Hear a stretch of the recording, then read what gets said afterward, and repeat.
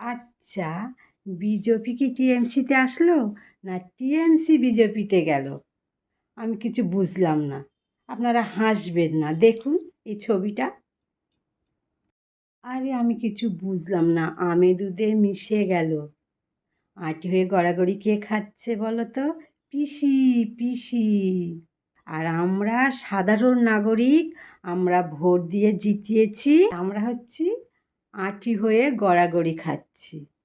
আর সুন্দরভাবে আমে দুধে মিশে গেল। আলটিমেটলি এখানটায় কি হবে?